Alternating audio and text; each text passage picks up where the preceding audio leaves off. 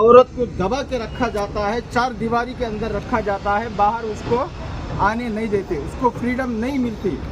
لیکن قربان جاؤں میرے اور آپ کے آقا جناب مدنی کریم صلی اللہ تعالیٰ علیہ وسلم کی ذات پر اسلام کے اندر عورت کو جو عزت دیا، جو رتبہ دیا، جو مرتبہ دیا، وہ کسی قوم میں، کسی مذہب میں نہیں ملا۔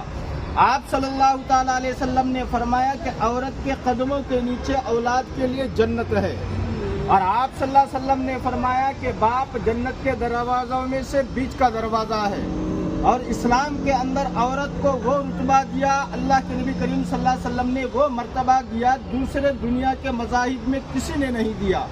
لہذا آپ صلی اللہ تعالیٰ علیہ وسلم جس وقت نبوت کا تاج پہن کر آئے، جب پتہ چلا کہ ایک صحابی جب تک کہ ایمان لے کے نہیں آئے، انہوں نے فرمایا کہ اے صحابی تم نظر نہیں آئے، تم کہاں چلے گئے؟ وہ صحابی نے کہنے لگے کہ اے اللہ کے نبی صلی اللہ علیہ وسلم، میرے گھر بیٹی پیدا ہوئی تھی، میں اس کو زندہ دفن کر کے آ رہا ہوں۔ کہاں پہ؟ یہی پہ، یہی ہے وہ قبرستان۔ تو اللہ کے نبی کریم صلی اللہ علیہ وسلم کا یہ جواب سننا تھا کہ آپ صلی اللہ علیہ وسلم کی آنکھوں میں آنسو جاری ہو گئے، فرمانے لگے مدنی کریم صلی اللہ علیہ وسلم یہ تم کیا کیا؟ اللہ نے کسی کو عورت پیدا کرنا، مرد پیدا کرنا، یہ اللہ کے قدرت کے خزانے میں ہے۔ یہ انسان کا پیدا ہونا یہ اللہ کی طرف سے ہوتا ہے۔ جسے تم منحوس سمجھتے ہیں، منحوس نہیں۔ جس گھر میں عورت لڑکی پیدا ہوتی ہے اس گھر میں اللہ کی رحمتیں 24 گھنٹے نازل ہوتی ہے۔ لہٰذا آج کے بعد سے کوئی دفن نہیں کرے گا۔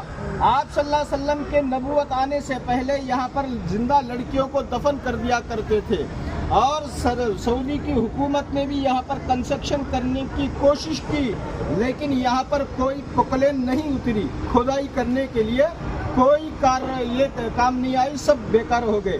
تو اللہ تبارک و تعالیٰ کا یہ منشا اور ارادہ تھا آنے والے انسانوں تک یہ ایک عبرت کا مقام بن جائے، اس لیے کہ عورت کا قدر و قیمت اسلام کے اندر کتنا زیادہ ہے۔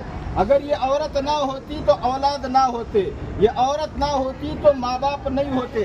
اللہ کو نسلوں کو پیدا کرنا تھا، آگے بڑھانا تھا، اسی لیے عورت کو اللہ کے نبی کریم صلی اللہ علیہ وسلم نے فرمایا کہ زندہ کرنے سے، زندہ دفن کرنے سے بچے رہو۔ کبھی ایسا نہ ہو قوم ہود، قوم لوط، قوم سمود پر جس طرح سے اللہ پاک نے کسی قوم پر پتھروں کی بارش کر کے تباہ کر دیا، کسی قوم کے اوپر آگ کے گولے برسا کر تباہ کر دیا، کسی قوم کو زمین کے اندر چیر کر زندہ دفن کر دیا، وہ عذاب آپ لوگوں کے اوپر آئے گا۔